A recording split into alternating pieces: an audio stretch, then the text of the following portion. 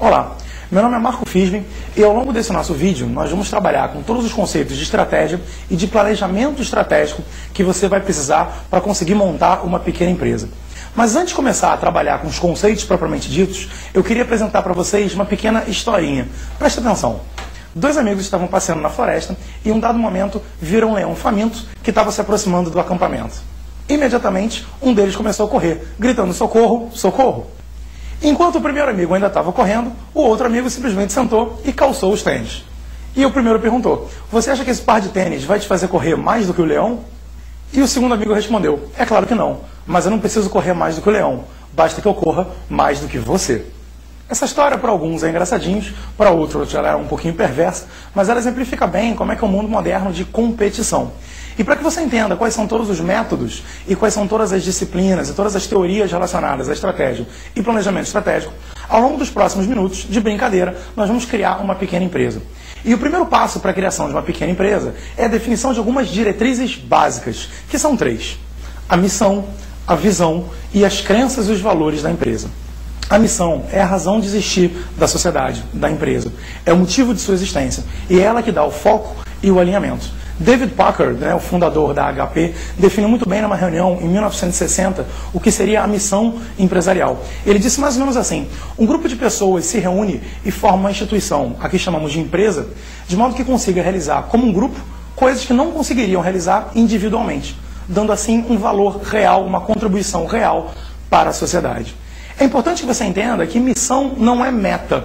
E daqui a pouco, quando eu explicar o que é uma meta, você vai entender melhor essa diferenciação. Mas agora eu já vou dizer para vocês que a missão da empresa, ela não se completa. Você nunca atinge a sua missão. Afinal de contas, se a empresa atingisse definitivamente a sua missão, essa empresa poderia, naquele momento, acabar. Então a missão, ela nunca termina. A empresa está sempre em busca dessa realização, da conclusão dessa missão.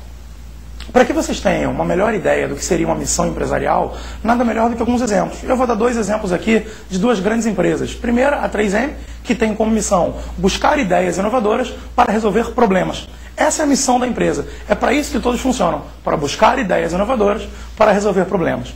E um outro exemplo que eu gosto muito é o da missão da Disney. A missão da Disney é simplesmente fazer as pessoas felizes. Essa é a missão da empresa. É isso que todos os colaboradores buscam ao trabalhar na Disney. Fazer as pessoas felizes. Um último detalhezinho sobre a missão de uma empresa é que ela sempre tem que ter 3 características. Primeiro, ela tem que ter longa durabilidade, ou seja, ela não tem que ser fácil de atingir, porque não é uma missão. Aí é quase que uma meta. Ela tem que ter sempre longa durabilidade. A empresa existe sempre para atingir aquela missão. Segunda característica, ela tem que ser de fácil compreensão e de fácil comunicação. Você tem que ouvir a missão da empresa e saber o que essa empresa está querendo fazer. E terceiro, a missão empresarial, ela sempre tem que inspirar mudança, inspirar crescimento. De modo que todo mundo que lê aquela missão e é colaborador daquela empresa tem vontade, está inspirado por uma realização. E agora é importante que vocês saibam que se toda empresa tem uma missão, toda empresa também tem uma visão. Ou seja, toda empresa também tem que ter claro o que ela espera ser no futuro. Uma visão é uma visão de futuro. É, na verdade, uma previsão de como é que o mundo vai estar tecnologicamente, demograficamente e o que essa empresa quer atingir dali a alguns anos.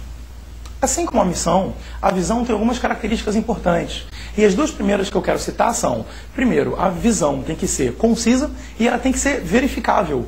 Por exemplo, ter 2.000 filiais até o ano de 2015. Essa é uma visão concisa e verificável. Ela é curta e quando chegarmos em 2015, eu tenho como saber facilmente se nós atingimos a nossa visão de 2.000 unidades.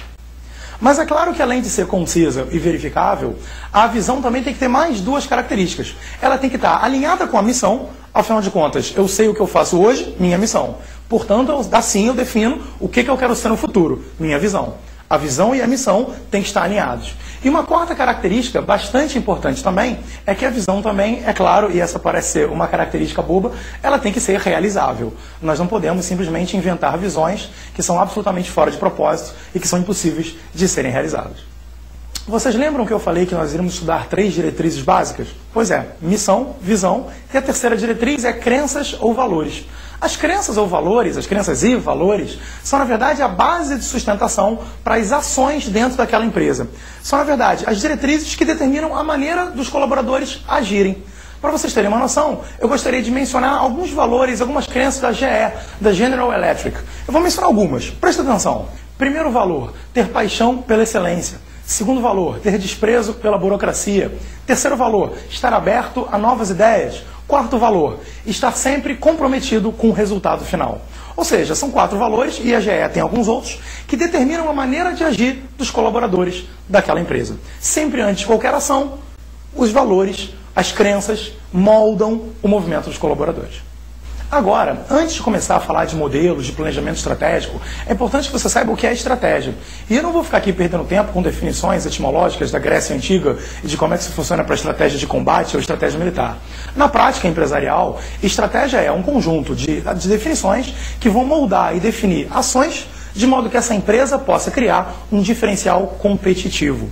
Eu vou falar isso de novo. Um conjunto de decisões que vão modelar ações de modo que essa empresa possa se diferenciar, criar um diferencial competitivo.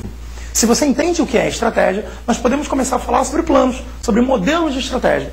E o primeiro, o mais simples, um dos mais básicos e bastante importante, é a análise SWOT. Ela é bem importante e simples. Presta atenção. A análise SWOT, na verdade, é um modelo de análise de cenário, tanto externo quanto interno. Onde, acompanha comigo, cada uma das letrinhas representa uma palavrinha. SWOT, no caso, é do inglês de forças, fraquezas, oportunidades e ameaças. E nós dividimos essas 4 palavrinhas em 2 tipos. Análise externa, de cenário externo, e análise de cenário interno. Como assim? Quando eu falo de forças e fraquezas, eu estou analisando um cenário dentro da minha empresa. Dentro da empresa, quais são minhas forças? Quais são minhas fraquezas? Quando eu falo de oportunidades e ameaças, essa é uma análise de um cenário externo, fora da empresa, no mercado. Quais são as oportunidades que existem? Quais são as ameaças que a minha organização empresarial tem que enfrentar?